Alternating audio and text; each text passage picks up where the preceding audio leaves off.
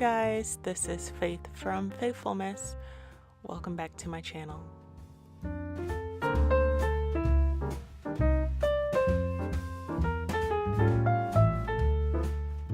Today I just have a process video of how I've been collecting letters and images for junk journaling and for Bible journaling.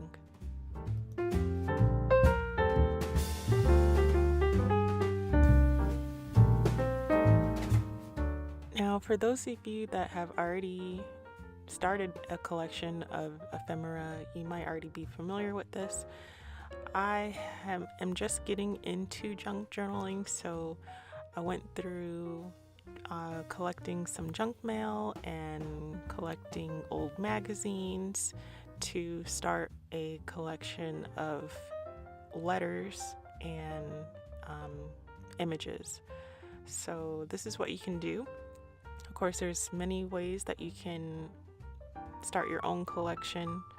I prefer the less expensive way, and that would be to start to build my own collection with the things that I have, literally around the house. Normally, all of this stuff would be thrown in the recycle bin, but I just went ahead and collected it and decided to just one day sit down and start cutting it all up. So this has been collected for a while. It's a little bit of Christmas flyers, health magazines have come in the mail, Whole Foods, just you name it. If it comes through the mail and it's got a lot of lettering in it, I've put it away to the side to collect it.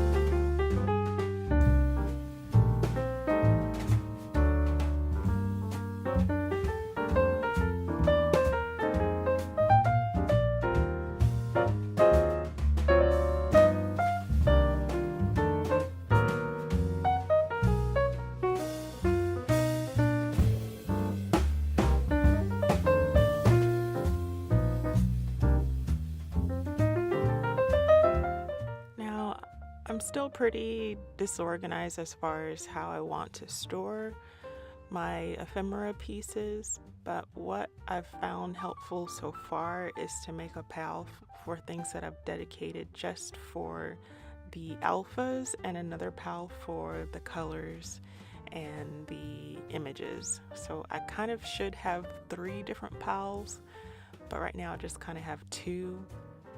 I'm not quite sure on the storage yet, but I'll work it out.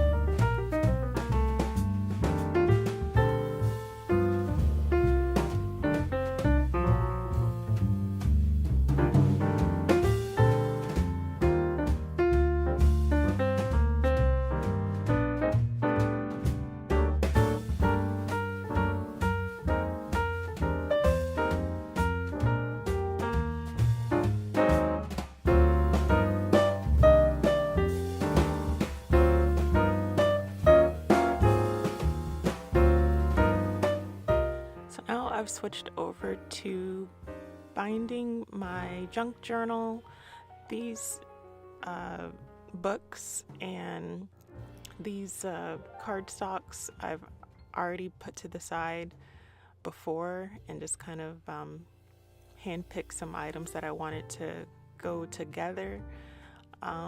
They're all very different, and I wanted a good mixture of everything.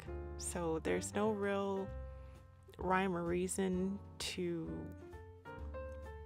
why I've picked each one. I like some of the books for the colors. I like some of them because they're just very old school and reminded me of my childhood school books, things like that. So, how you want your junk journal to turn out is totally up to you.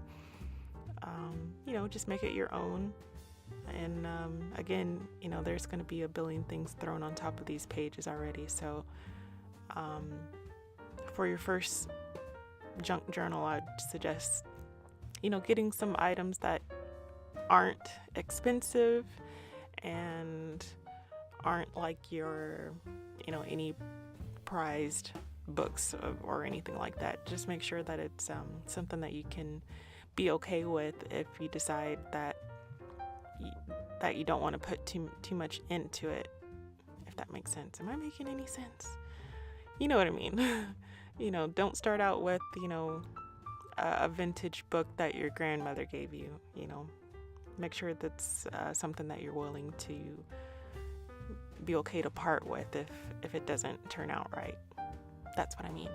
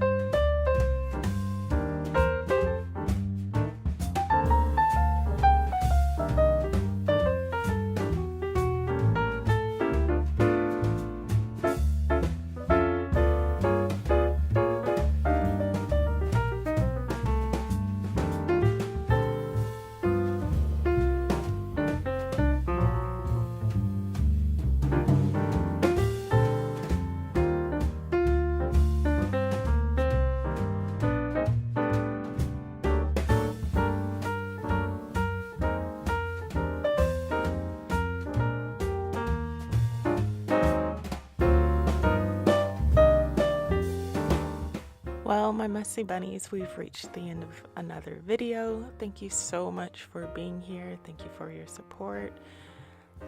Thank you for sharing, commenting, liking, all that good stuff. That really does help this channel grow. Of course, I'm pretty sure I'm going to leave you guys with a ton of questions. If you do have any, please leave them down below in the comments. And don't forget to say hello. And thank you so much for being here with me, and I'll see you guys in the next video. Bye-bye.